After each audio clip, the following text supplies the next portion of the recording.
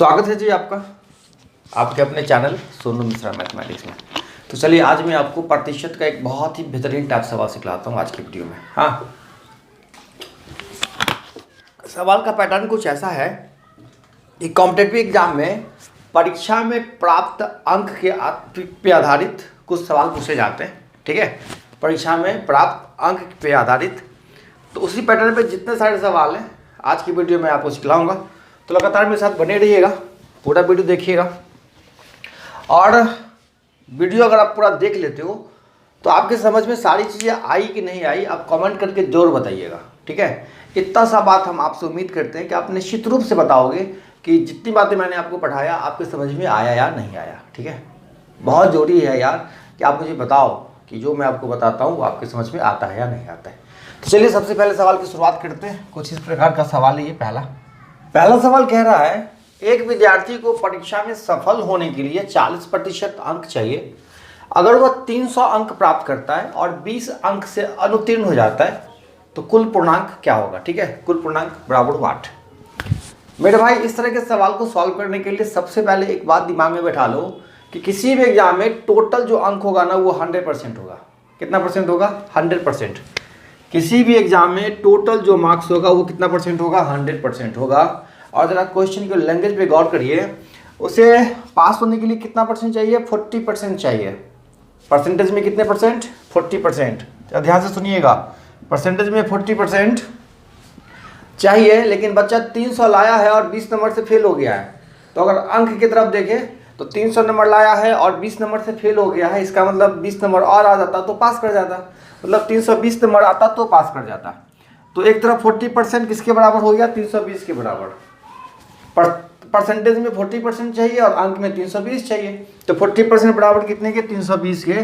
तो यहाँ से 1% कितने के बराबर हो जाएगा? 40 से काटोगे 4 × 32, 1% बराबर 8। तो यहाँ से 100% बराबर कितना हो जाएगा? 800। टोटल मार्क्स कितना था एग्जाम में? 800 का। ठीक है, चलिए नोट कर लीजिए। और एक सवाल देखते हैं। आइए एक और सवाल लगाते हैं इसी पैटर्न पे। कहता है, एक परीक्षार्थी परीक्षा में 30% अंक प्राप्त करता है और 50 अंकों से असफल हो जाता है। दूसरा परीक्षार्थी 320 अंक प्राप्त करता है और 30 अंकों से असफल हो जाता है। तो कुल पूर्णांक कितना है? अब देखिए, एक बच्चा 30% नंबर लाया, 30% लाया और 50 नंबर से फेल हो गया। तो मतलब 30% लाया, 50 नंबर और लाता तब वो बच्चा पास करता। दूसरा विद्यार्थी 320 लाया है और 30 नंबर से फेल हो गया है। तो यहाँ से आप एक बात गौर करिए, 320 लाया, 30 नंबर से फेल कर गया। तो बेटा तुम 320 के साथ 30 नंबर और लाते तो पास कर जाते, मतलब 350 नंबर लाते तो पास कर जाते। उसी एग्जाम में पहला विद्यार्थी 30% लाया है, टोटल का 30%, उसमें बेटा तुम 50 नंबर और लाते तब पास कर जाते। तो समझ में आया, टोटल नंबर का 30%। तो टोटल नंबर को आप यहाँ पे x भी लिख सकते हो, मैं यहाँ x नहीं लिखूंगा, डायरेक्ट बोलता हूँ ऐसा कि टोटल नंबर का 30% में 50 नंबर और मिल जाए तो कितने के बराबर हो जाए? 350 के बराबर। ठीक है, समझ पा रहे ना? टोटल नंबर के 30% में 50 नंबर और जुट जाएगा तो कितने के बराबर? 350 के बराबर। तो जरा गौर फरमाइए, 30% 300 के बराबर होगा 350। ये 350 है ना, 350 में से 50 घट जाएगा, कितना बचेगा? 300। मतलब टोटल नंबर का 30% जो है वो कितना है? 300 है। तो टोटल नंबर निकाल दीजिए। 1% बराबर 10, तो 100% बराबर 1000 नंबर का एग्जाम हुआ था। ठीक है, एक और बढ़िया सा पैटर्न लगाते हैं, लगातार बने रहिए और पूरा वीडियो देखिए। तो देखिए एक और नया सवाल। कहता है, एक परीक्षार्थी 30% अंक प्राप्त करके 5 अंकों से अनुत्तीर्ण हो जाता है। अनुत्तीर्ण का मतलब फेल होता है, आप समझ रहे हैं। और एक अन्य विद्यार्थी 40% अंक प्राप्त करके आवश्यक न्यूनतम अंकों से 10 अंक अधिक प्राप्त करता है। तो बतावे, क्या क्या बताना है? कुल पूर्णांक बताना है, एग्जाम कितने नंबर का हुआ वो बताना है, और उत्तीर्ण होने के लिए आवश्यक न्यूनतम अंक कम से कम कितना नंबर चाहिए पास होने के लिए। ठीक है, सवाल कुछ ऐसा है, ध्यान से सुनिएगा मेरी बात। एक विद्यार्थी एग्जाम देता है और उसको प्राप्त होते हैं 30% अंक, और 30% अंक प्राप्त करने के बाद वो 5 नंबर से फेल हो जाता है। दूसरा विद्यार्थी प्राप्त करता है 40%, लेकिन उसको पास मार्क जितना जरूरत है उससे 10 नंबर ज़्यादा आता है। ठीक है, यही सवाल है। फिर आपको बताना है कुल पूर्णांक और उत्तीर्ण होने के लिए आवश्यक अंक। देखिए, इस तरह के सवाल को थोड़ा सा गहराई से सोचने की जरूरत है। थोड़ा सा आप इस प्रकार सोचिए कि एक बच्चे को 30% अंक आया है और उसको ना 5 नंबर और आता तो पास करता, मतलब 30% नंबर ला के भी 5 नंबर से फेल कर गया, मतलब ये अभी -5 में है। दूसरा विद्यार्थी 40% नंबर लाया और ये चला गया +10 में, जितना ज़रूरत है उससे 10 नंबर ज़्यादा आ गया।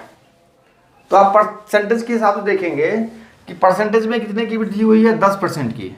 तो 10% की वृद्धि हुई है परसेंटेज में, तो नंबर में कितने की वृद्धि हुई है, -5 से +10, 15 की वृद्धि हुई है। ठीक है, कितने की वृद्धि, 15 की। -5 से कहाँ, +10 में, तो 10% बराबर कितने के, 15 के। तो 100% बराबर कितने के, 150 के।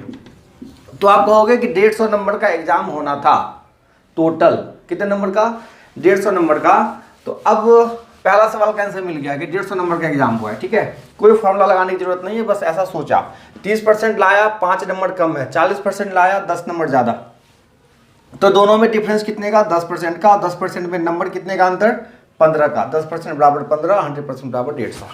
ठीक है, दूसरा सवाल है उत्तीर्ण होने के लिए आवश्यक न्यूनतम अंक। तो चलिए आप उसके पहले नोट कर लीजिए, फिर मैं इसको मिटाऊंगा, उसके बाद बताऊंगा। ठीक है, चलिए अब इसको आप लिख चुके होंगे।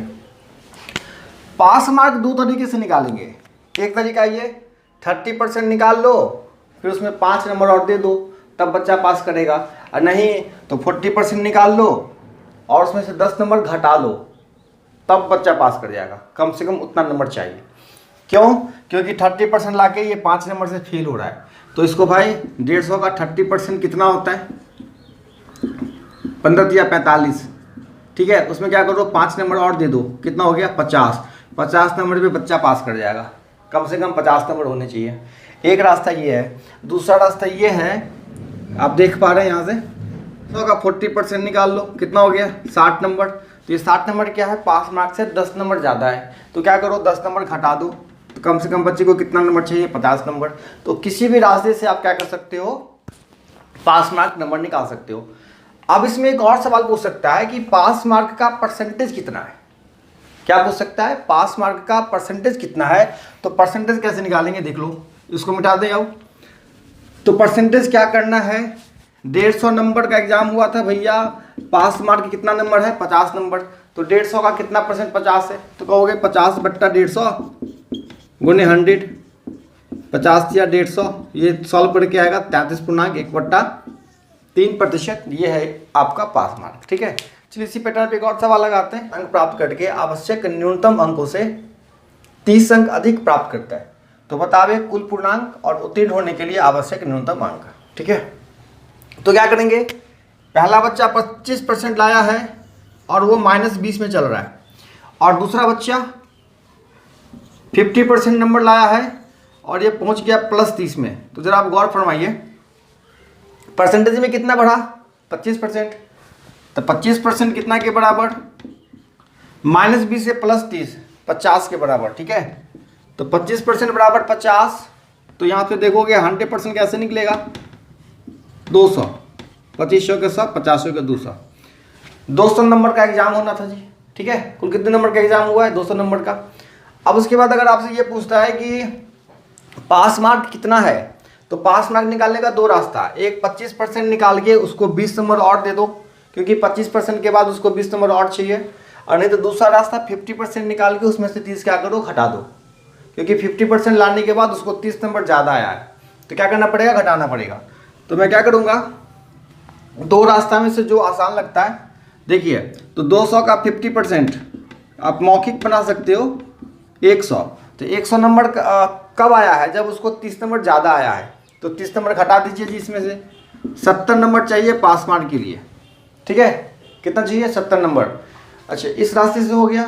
दूसरे रास्ते से भी जाते हैं, तो कितना परसेंट निकालना है, 25%। कितने का, 200 का। 200 का 25% निकालोगे, कितना आएगा, 50। तो 50 नंबर लाके बच्चा 20 नंबर से फेल हो रहा है, तो 20 नंबर और उसको दे दो। तो मिनिमम पास मार्क जो है ना वो कितना है 70 है। ठीक है, इसी पैटर्न पे जितने भी सवाल आते हैं आप बहुत आसान तरीके से आप इस वीडियो को देखने के बाद आप लगा सकते हो। उम्मीद करता हूँ लगा लोगे, और ये बात पता चलेगा आप तब आपको जब आप 10-20 सवाल किसी किताब से लगाओगे। ठीक है, तो समझ में आएगा कि ये वीडियो देखने का कितना बड़ा फ़ायदा होगा आपको। फिर मिलते हैं अगले वीडियो में, तब तक के लिए बाय बाय।